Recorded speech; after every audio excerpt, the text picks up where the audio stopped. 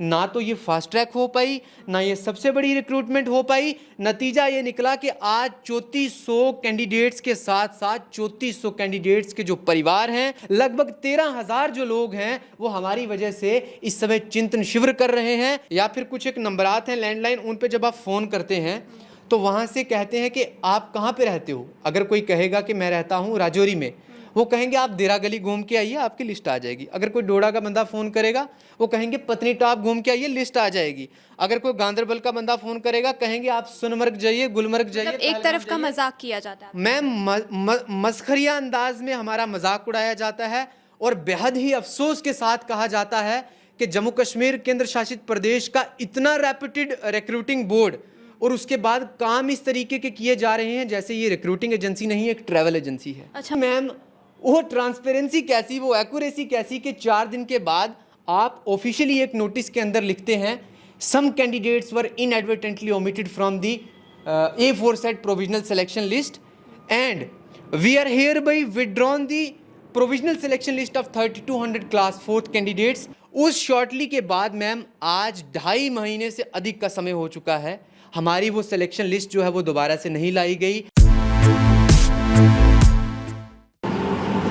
Class 4 के aspirants जो हैं वो लगातार जो उनकी लिस्ट है उसको लेकर लगातार आपने देखा होगा कि सड़कों पर प्रदर्शन भी करते हैं और प्रदर्शन करने के बाद जो नतीजा है वो भी अभी तक कुछ खास निकला नहीं है। मेरे साथ इस समय आप देख सकते हैं कि यही क्लास 4 के 2 एस्पिरेंट्स बैठे हैं। इन्हीं के साथ आज बातचीत करेंगे। पूरा इशू क्या है, कब से ये इसी तरीके से दरबदरी कर रहे हैं, वो इन्हीं से आज बात करेंगे।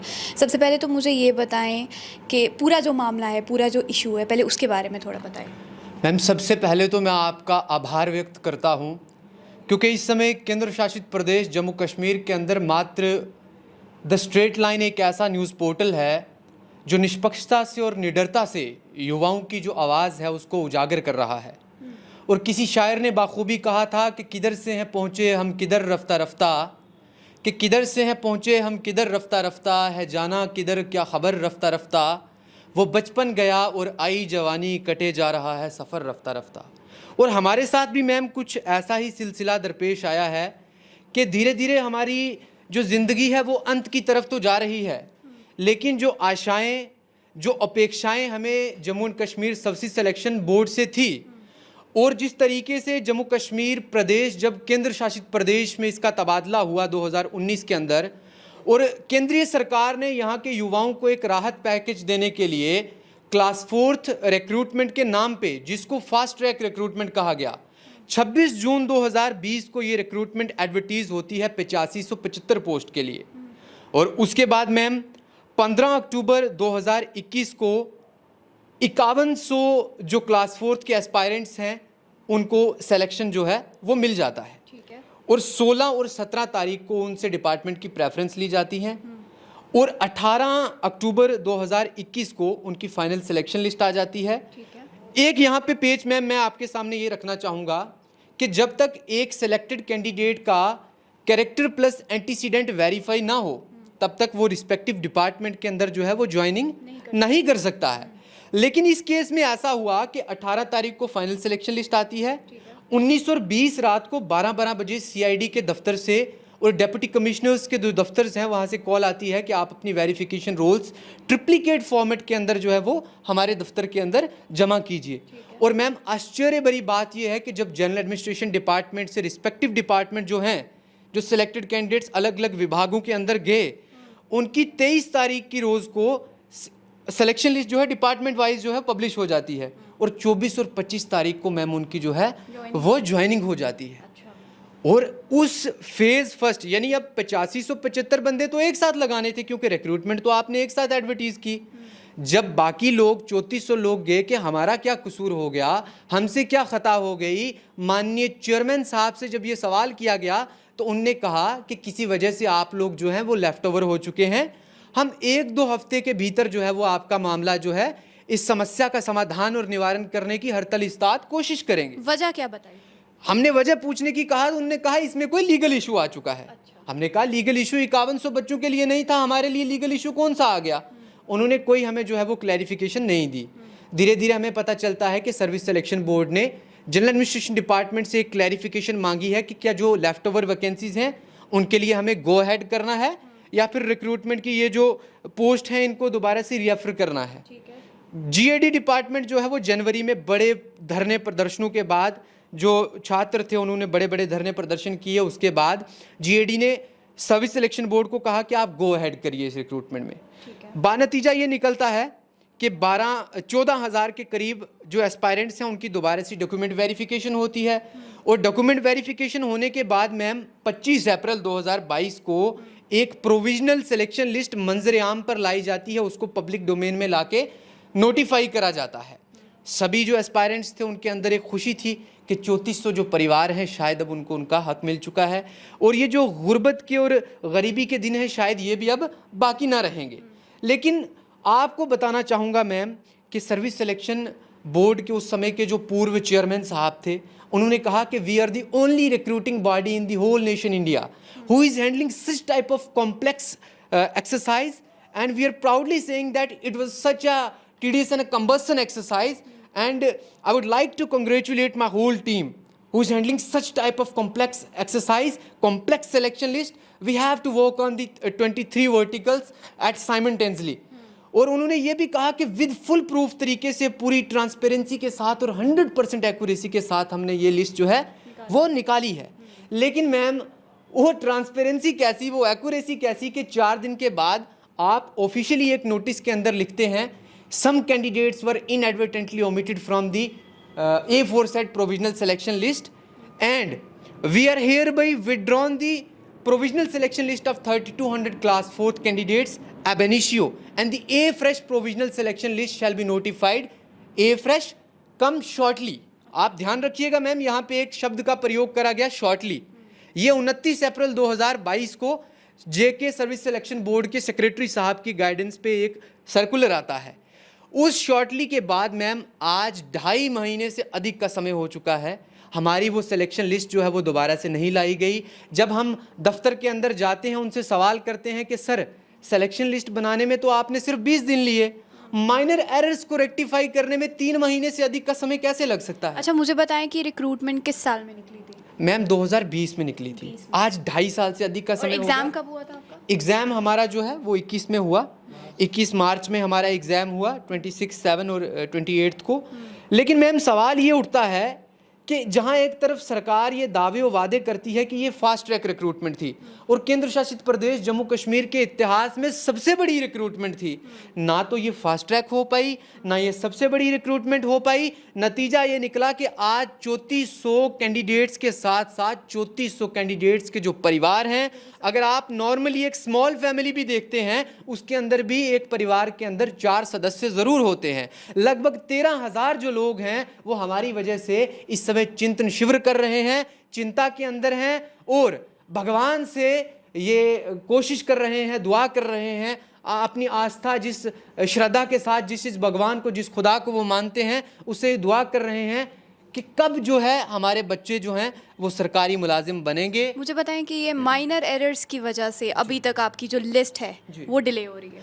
बिल्कुल मैम, लेकिन मैम सवाल यहाँ पे माइनर एरर्स का भी नहीं है। सवाल ये है कि इतनी जिम्मेदार रिक्रूटिंग बॉडी और जम्मू कश्मीर जैसे एक सेंसिटिव जो आप प्रदेश के अंदर एक रिक्रूटिंग बॉडी है और फिर आप दावा करते हैं कि फास्ट ट्रैक रिक्रूटमेंट। अच्छा अभी आप हाल ही में आप गए जेके? मेरा सवाल यह है कि रिक्रूटिंग बॉडी से गलती कैसे हो सकती है और अगर गलती होती है तो फिर 3-3 महीने उस गलती को सुधारने में टाइम बाउंड मैनर के अंदर जो है 20 दिन का वक्त लिया गया था। मैम हमें कहा गया था शॉर्टली जो है आपकी लिस्ट आएगी और जो पहली लिस्ट पब्लिश की 20 दिन में की, 20 दिन में, और जो हमारे साथ के कैंडिडेट्स 10-10 महीने की लगभग 1-1 साल की तनख्वाह ले रहे हैं उनका जो प्रोसेस कंप्लीट हुआ वो 1 हफ्ते में उनकी ज्वाइनिंग भी करवा दी। अच्छा। लेकिन हम लोग अभी जो है वो घर पे बैठे हैं और सबसे बड़ी मैम नदामत वाली, शर्मिंदगी वाली बात ये है कि हमें हमारे पड़ोसी पूछते हैं भैया आपने तो कहा था कि आपकी नौकरी लग गई है, कहाँ है वो नौकरी, आपकी ज्वाइनिंग अभी तक क्यों नहीं हुई?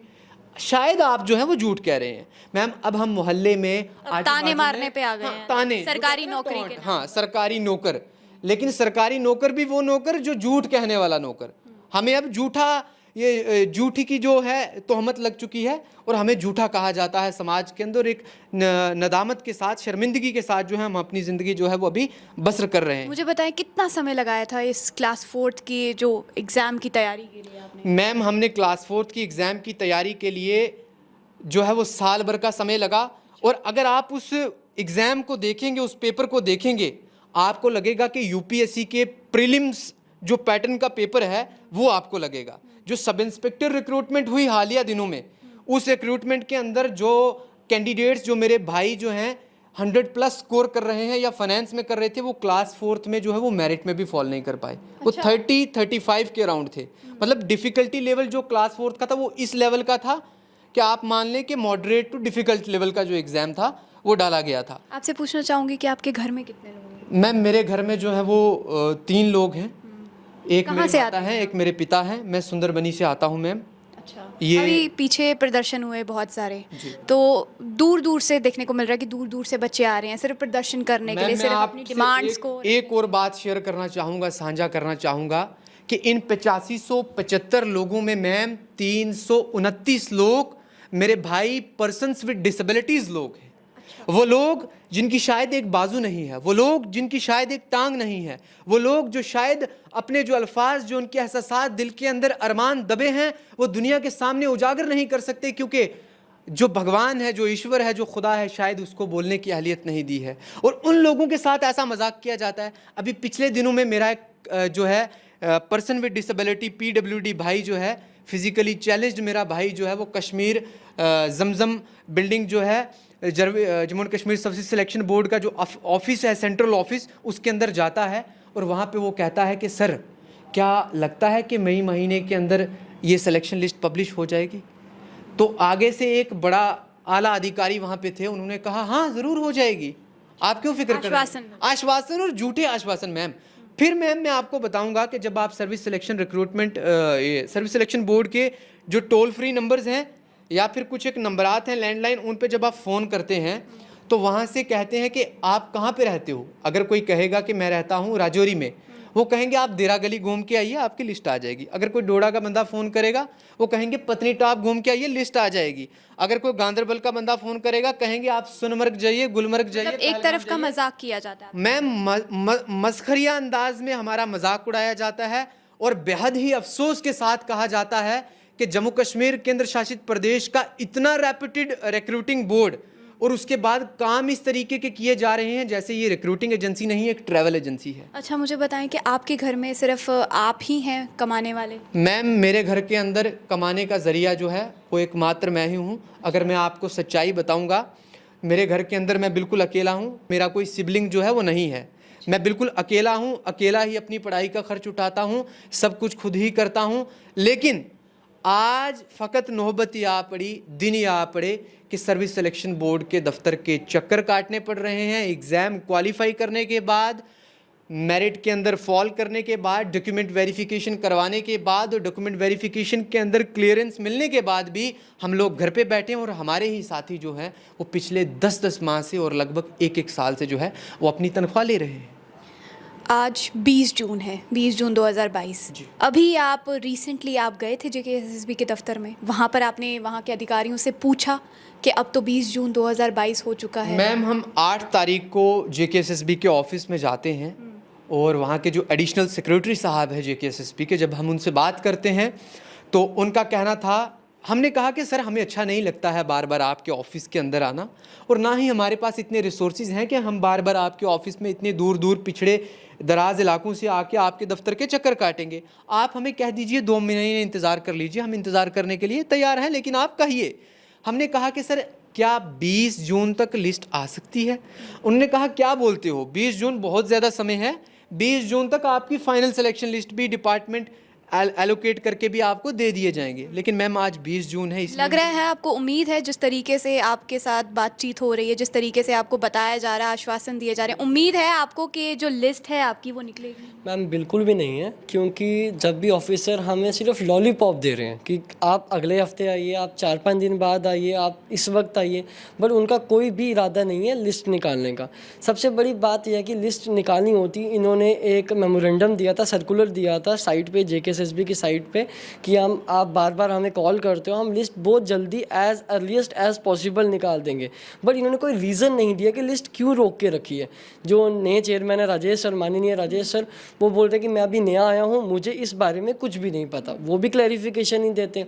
जो सेक्रेटरी सर है हमारे सचिन जम्वाल सर, वो कहते हैं कि भाई मुझे कुछ नहीं पता, आप जाइए वो चेयरमैन सर के पास। मीन्स कि एक ऑफिस से दूसरे ऑफिस, दूसरे रूम से तीसरे कैबिन में हमें भेजा जाता है, बट हमें क्लियरली से कोई भी नहीं बताया जाता। उम्मीद थी कभी आपको इतना पढ़ाई करने के बाद, इतनी मेहनत करने के बाद आप एक एग्ज़ाम क्वालिफाई करते हैं और क्वालिफाई करने के बाद जब लिस्ट की बारी आती है तो इतना समय बीत जाता है, आपकी लिस्ट ही नहीं निकलती है। मैम एक्चुअली मैं अभी 4th ईयर का स्टूडेंट हूँ होटल मैनेजमेंट का। मैं इंदौर से होटल मैनेजमेंट कर रहा था। जब मेरा एग्ज़ाम क्लियर हो गया तभी न्यू कोरोना वगैरह स्टार्ट हुआ था, तो मैं एग्ज़ाम देने आया। मेरा अब आज की डेट में कल 21 को एग्ज़ाम है कॉलेज में, मैं एग्ज़ाम मिस कर रहा हूँ बिकॉज कि अगर सिलेक्शन लिस्ट 1-2 दिन में आएगी तो मुझे सिलेक्शन के लिए डॉक्यूमेंट्स रेडी करने पड़ेंगे, जो कि मुझे 21 डेज़ के अंदर करनी पड़ती है, सिलेक्शन के देनी पड़ती है। आज मैं अपना एग्ज़ाम मिस कर रहा हूँ, आज मैं अपना ईयर बैक कर रहा हूँ। क्यों? क्योंकि इस नौकरी के लिए। मेरे जो फादर हैं वो ड्राइवर हैं, मिनी बस चलाते हैं सियोल कालाकोट रोड पे, और उनकी ऐसी एज हो गई है कि वो अब गाड़ी नहीं चला सकते। तो आप ही एक इनकम सोर्स। मैं ही, मेरा छोटा भाई है 12th पढ़ता है, आगे उसका है कि नीट की कोचिंग करूं, कहाँ से कोचिंग करें? जो ड्राइविंग करके 300-400 रुपये जो फादर कमाते हैं, वो मतलब जो घर का खाना पीना ही मतलब हैंड टू माउथ चल रहा है। तो जी, जो आप ये एग्ज़ाम्स की आपने तैयारी की, जो अपना ये इतने समय से आप इस क्लास 4 के पेपर के लिए तैयारी करें, तो उसका खर्चा फिर कहाँ से निकाल रहे थे आप? मैं खुद से फ़ोन से पढ़ा, मैंने कोई कोचिंग नहीं ली, कोई कुछ नहीं लिया। अच्छा। बस सिर्फ फ़ोन से अपने यूट्यूब से, जो आशीष सर एक जेके लेटेस्ट इन्फो है, वहाँ से पढ़ा मैंने। वो जो 2-3 चैनल थे वहाँ से पढ़ा, मतलब खुद के नोट्स रेडी किए रात भर जाके। कोई कोचिंग, कोई आउटसोर्सिंग नहीं, कोई किसी ने हेल्प नहीं करी। बस यही था कि आज तक मेरे किसी ख़ानदान में कोई गवर्नमेंट सरकारी नौकर नहीं हुआ, क्योंकि मेरा जो फादर हैं, उनके जो पापा हैं, उनके पापा सब ड्राइविंग लाइन में रहे हैं। मुझे कुछ नया करना था, इसलिए मैं PMSSS स्कीम से बाहर पढ़ने के लिए गया कि होटल मैनेजमेंट वगैरह करूँगा। बट उस एक के टाइम पे कोरोना आ गया, सारे होटल्स, मुझको दुबई वगैरह जाना था, सब क्लोज हो गया। एक मात्र सहारा JKSSB, बिकॉज गवर्नर सर ने कहा कि अभी जो बम्पर वैकेंसीज आने वाली हैं, आप तैयारी करिए। हमने तैयारी भी करी, बट हमने एग्ज़ाम, टफ एग्ज़ाम दिया। मेरे जो मार्क्स हैं 57 मार्क्स हैं। डिस्ट्रिक्ट का टॉपर तो हूँ ही, मैं UT कैडर में 2nd नंबर पे आता हूँ। अच्छा। UT कैडर में मीन्स कि अगर पूरा डिस्ट्रिक्ट लेवल के 57 मार्क्स हैं मेरे, तो UT कैडर में 7 मार्क्स कम करके मेरे 49 बनते हैं। वहाँ पे UT कैडर में मार्क्स कम किए जाते हैं क्योंकि वहाँ पे पोस्टेज अच्छी हैं। वहाँ पे पोस्ट GAD जो सेक्रेटरीट है वहाँ के लिए, जॉब्स के लिए। अब पूरा UT में जो 2nd नंबर आता है वो फर्स्ट लिस्ट से वेट कर रहा है। और जब मुझे पूछा कि बाहर क्यों निकाला गया, आप गलती से बाहर रह गए, आप हमारे, उनके पास कोई जवाब नहीं कि हमने उन्हें क्यों छोड़ा, लेफ्ट ओवर क्यों छोड़ा। अब हमें समझ नहीं आता जाएं तो जाएं किसके पास। अब आखिर में आपसे यही पूछना चाहूँगी कि अब आप लोग इतने समय से ये जद्दोजहद जो है वो कर रहे हैं, बिना किसी कारण के आप लोगों की लिस्ट अभी तक नहीं निकल रही, अब उम्मीद क्या आखिर में करते हैं? मैम, उम्मीद यही है, जब हमने JKSSB के लास्ट टाइम ऑफिशियल से बात की, हमने कहा कि आपने पहली सिलेक्शन लिस्ट जो है वो पार्टली क्यों की, 5100 बच्चों को क्यों लगाया? उन्होंने ये कहा कि हमारे ऊपर some sort of extraordinary pressure था। जब किस हमने तरीके कहा का कि ये कौन सा प्रेशर था, कोई पॉलिटिकल प्रेशर था, राजनीतिक प्रेशर था, कोई सामाजिक प्रेशर था, वो आप बताएं। उन्होंने कहा नहीं, आप समझ लीजिए कुछ एक्सटर्नल प्रेशर था। मैंने कहा जितना मैंने पढ़ा है रिक्रूटिंग बॉडी के बारे में, तो रिक्रूटिंग बोर्ड जो है वो एक ऑटोनमस बोर्ड है, आपको किसी के अंदर रह के जो है वो काम नहीं करना है।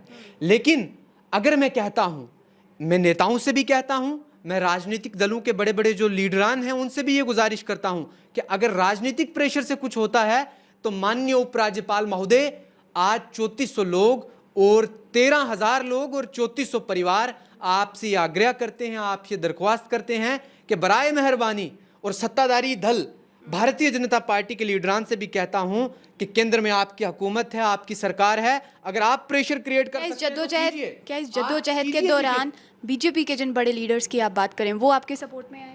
मैम, भारतीय जनता पार्टी को लोगों ने बड़ा मतदान करके विजयी करवाया और केंद्र के अंदर उनकी हुकूमत है। लेकिन बहुत अफसोस के साथ कहना पड़ता है कि कल मेरे एक भाई ने भारतीय जनता पार्टी के या किसी अन्य पार्टी के एक बड़े लीडर को कॉल की और कहा कि सर हमारा क्लास 4 का मसला है। तो उस आदमी का आगे से लीडर का जवाब ये था कि कौन सी क्लास 4? हमने कहा जनाब सबसे बड़ी मेगा रिक्रूटमेंट ड्राइव JNK के अंदर थी, आपने करवाई वो क्लास 4। कहते कोई नहीं, आप हमारे दफ्तर में आइए। हमें अब पूरा यकीन है कि भारतीय जनता पार्टी के जो बड़े बड़े लीडरान हैं वो हमारी पूरी मदद करेंगे, जनता के हित में जो कार्य है वो करेंगे। हाँ, ज़रूरत है किसी चीज़ की तो उनको याद दिलवाने की, और हम हरतल इस्तात प्रयास करेंगे उनको याद दिलवाएं। लेकिन उनके अलावा मैं माननीय उपराज्यपाल महोदय लेफ्टिनेंट गवर्नर श्रीमान मनोज सिन्हा साहब से ये दरख्वास्त करता हूँ कि माननीय मनोज सिन्हा साहब, आपने सन 2022 के अंदर 4 बार ये ऐलान किया है कि चतुर्थ श्रेणी के जो शेष पद हैं उनको शीघ्र ही जो है वो भरा जाएगा और 2 महीने के अंदर जो है ये रिक्रूटमेंट कंप्लीट की जाएगी। ये गवर्नर साहब के अल्फाज हैं, आप देखिए, और ऑफिशियल जो पब्लिक प्रोग्राम्स हैं उनके अंदर गवर्नर साहब के अल्फाज हैं। अगर माननीय उपराज्यपाल महोदय को ये बात भूल चुकी है तो सर मैं पूर्ण जो है वो आपको याद दिलवाना चाहता हूँ, और जल्द से जल्द चतुर्थ श्रेणी के जो शेष पद हैं इनको भरा जाए। और जो परिवार इस समय एक मेंटल ट्रॉमा से पास थ्रू कर रहे हैं, जो लोग इस समय डिप्रेस्ड हैं और स्ट्रेस के अंदर मुब्तला हो चुके हैं, बराए मेहरबानी उनकी समस्या का निवारण और समाधान जो है वक्त रहते करें। अन्यथा यही युवा, यही देशभक्त युवा, यही राष्ट्रवादी युवा जिसके अंदर राष्ट्र के प्रति, राष्ट्र को सर्वप्रिय मानने की भाव है, यही युवा आपको सड़कों पे उतरता हुआ नजर आएगा। और अन्यथा अगर ये युवा सड़कों पे आया तो जो देश का भविष्य है, जो देश का उज्जवल भविष्य है, मुझे लगता है वो अंधेरे की तरफ जाना जो है, और निश्चित है अगर ऐसा ही युवाओं के साथ भद्दा मजाक भविष्य के अंदर, मुस्तकबिल के अंदर होता रहा। धन्यवाद मैम, आप इसी तरीके से युवाओं की आवाज़ उठाते रहें, और युवा भी आपके साथ हैं, और आपका बहुत बहुत शुक्रिया कि आप युवाओं के साथ। बहुत बहुत शुक्रिया। तो आपने सुना कि क्लास 4th के एस्पिरेंट्स किस तरीके से अपनी नौकरी के लिए लगातार जो है अधिकारियों के पास जा रहे हैं, JKSSP के दफ्तर जा रहे हैं। और सिर्फ ये नहीं, आप इन एस्पिरेंट्स को देख रहे हैं, इनके साथ साथ इनकी जो फैमिलीज़ है, इतनी फैमिलीज़ वो भी सफ़र कर रही हैं। उम्मीद रहेगी कि जल्द से जल्द लेफ्टिनेंट गवर्नर जल्द से जल्द इनकी बात सुनेंगे और जो वादा इनसे किया गया था, जो बातें इनसे कही गई थी वो पूरी करेंगे, क्योंकि इन बच्चों ने मेहनत करके यहाँ तक ये लोग आए हैं, क्वालिफाई करके यहाँ तक पहुँचे, और बिना किसी रीज़न के अभी तक इनकी सिलेक्शन लिस्ट नहीं निकल रही है। उम्मीद यही रहेगी आखिर में कि जल्द से जल्द इनकी सिलेक्शन लिस्ट जो है वो निकलेगी और इनके साथ ये जो मजाक किया जा रहा है ये ख़त्म होगा।